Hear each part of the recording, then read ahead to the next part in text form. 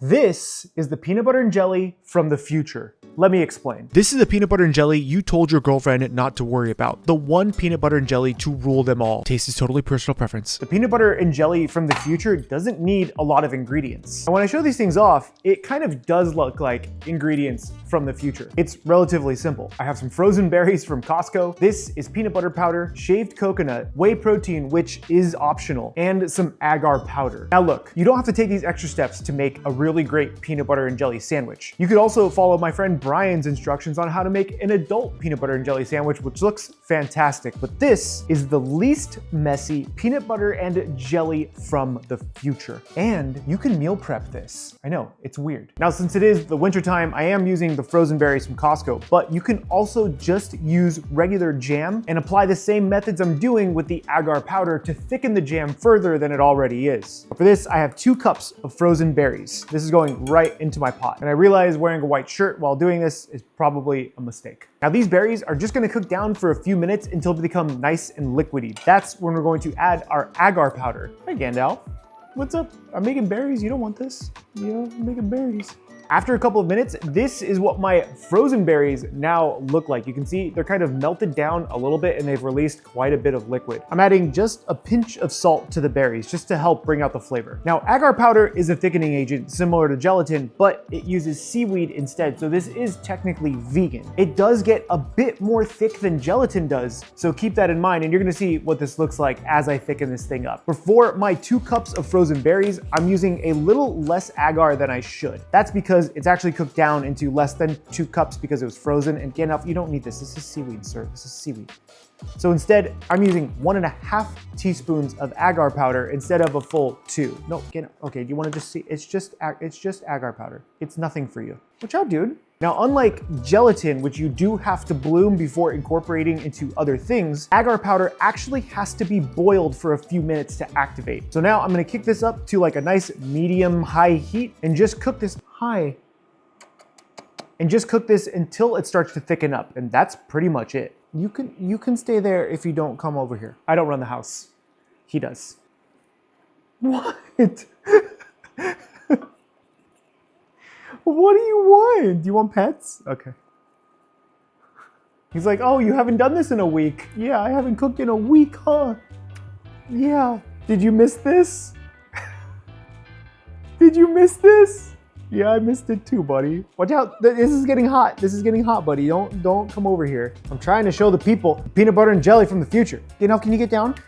Get down, buddy. Thank you. I don't want you to hurt yourself. For all of you in the comments who say, oh, I can't believe you have a cat next to your food. If you own animals, you don't run the house anymore, especially cats. Now this has been cooking for about 5 or 6 minutes and you can see how it's nicely thickened up now, but this isn't quite ready yet because this does have to cool down completely to get the full thickening effect. And I'm going to be using this silicone mold to make those really cool shapes that I had shown you. You don't have to use a silicone mold. You can legitimately just put this in a small Tupperware and let it cool down from there and you can make them however shapes you want. I'm only filling 2 of these about halfway up. Now this stuff has to cool down like I had mentioned, so I'm gonna pop this in the fridge while I work on the peanut butter filling. And you can see how easily you can meal prep this. You could probably do a full tray of this stuff and then cut it into squares or rectangles or however you want because it's super versatile. You just need to scale up the recipe. Now, we have to make the peanut butter part of the peanut butter and jelly from the future. In this larger bowl, I have 4 tablespoons of peanut butter powder. You can use a fancy brand like PB&J, or you can just go get bulk stuff from Winco. It's pretty much the same thing. I also have the shredded coconut. Now, I actually don't know how much shredded coconut I'm going to be using, but it's going to act as a thickening agent because the shredded, dried, unsweetened coconut will absorb a lot of liquid and helping me make that thick, beautiful peanut butter patty. Next is the whey protein. This is just 1 scoop of whey protein, which comes out to about 24 grams of protein. This entire sandwich has almost 35 grams of protein if I did my math correctly. Now for the liquid, I'm using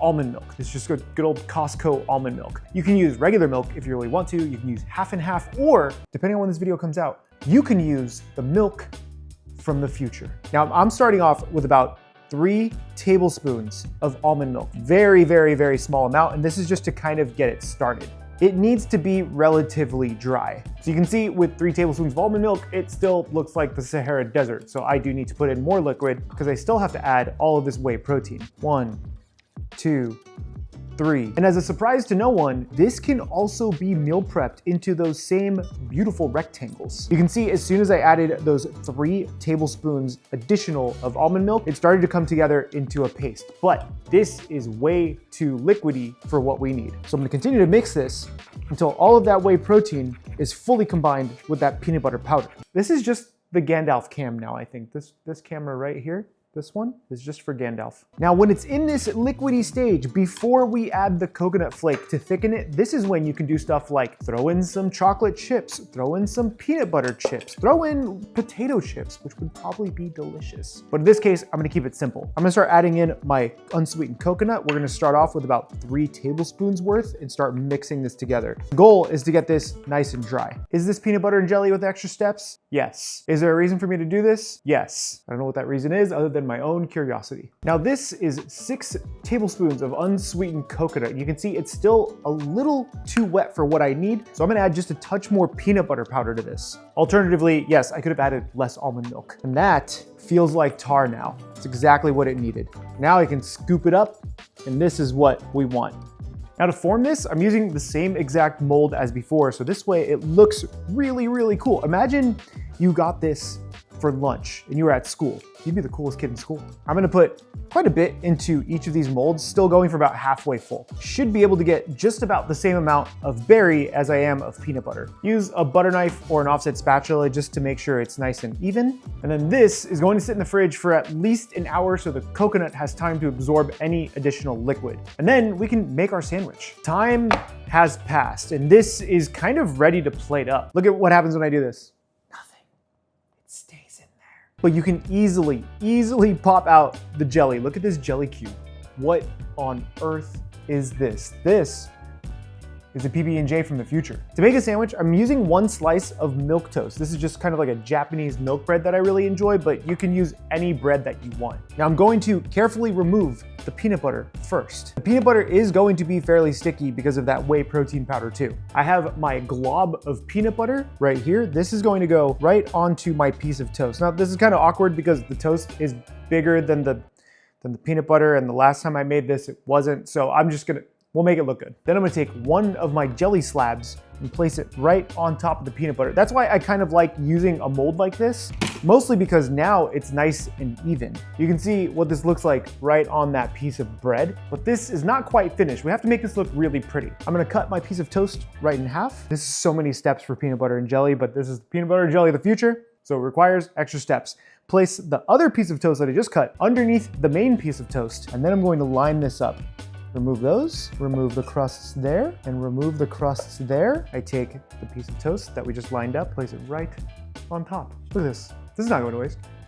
The butter is so good. And this is the peanut butter and jelly from the future. With the peanut butter and jelly of the future, there's no mess when you take this to go. Look at how beautifully stacked this stays.